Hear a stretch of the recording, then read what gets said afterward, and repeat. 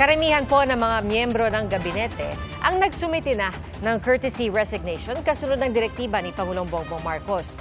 Susuriin daw muna ng Pangulo ang naging trabaho nila para matukoy kung sino-sino ang mananatili sa pwesto. Saksi, si Ivan Mayrina. Sa unang episode ng kanyang podcast na ilalabas itong Lunes, 2 leksyon ang binanggit ng Pangulo na natutunan daw ng kanyang administrasyon mula sa naging resulta ng eleksyon 2025. Una, nagsawa na ang Pilipino sa politika.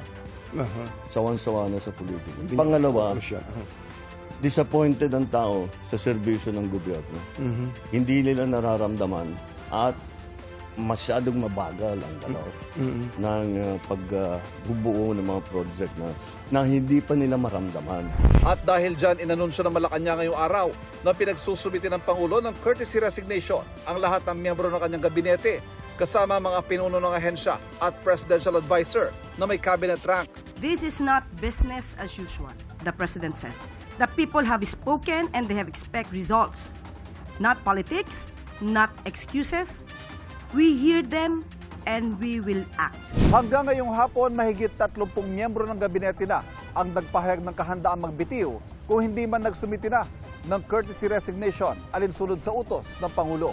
Sa mga susunod na araw, susuriin daw ng Pangulo naging performance ng bawat isa sa kanila at kung nagkaroon ng katiwalian sa kanilang mga ahensya at saka magpapasya kung sino ang tuluyang sisibakin at kung sino mananatili sa pwesto para tahakin ang direksyon ng pamahalaang nais ng Pangulo sa nalalabing 3 taon ng kanyang termino. Yes, mananatili sila sa kanilang posisyon. Siguro ito yung tamang panahon para ipakita nila na dapat sila manatili sa kanilang posisyon. Pero kapag nakita po talaga ng Pangulo na hindi mo deserve ang iyong posisyon, you will be out.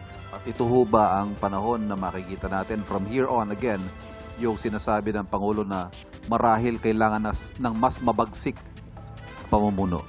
Opo. Umpisa lamang.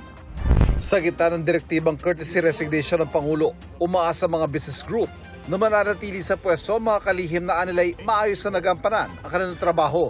Sabi ng Makati Business Club Chairman Edgar Chua, very good raw ang economic team ng administrasyon. Sana raw ay retain ang mga magagaling na kalihim.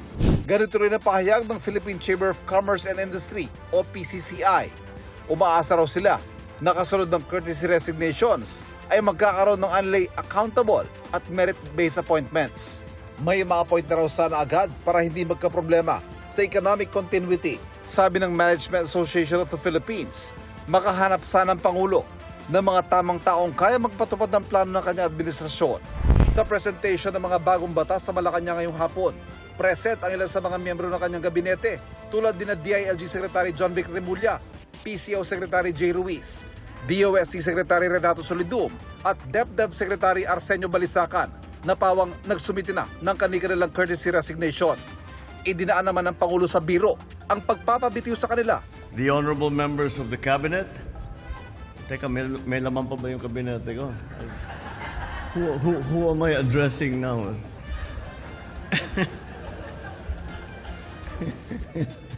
we are in flux. Isa sa mga ipinresentang batas ang pagtatatag ng Department of Economy, Planning and Development o ang dating NEDA. Bahagi ito ng kagustuhan niyang mas mabilis at mas ramdam na pakinabang ng taong bayan sa mga ginagawa ng pamahalaan. Magiging katuwang natin ang DepDev sa pagtiyak sa paggamit ng ating pondo na ipapatupad ang programa ng WASTO at naghahatid ng pakinabang sa mamamayan.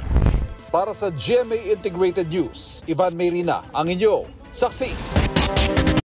Mga kapuso, maging una sa saksi. Mag-subscribe sa GMA Integrated News sa YouTube para sa iba't ibang balita.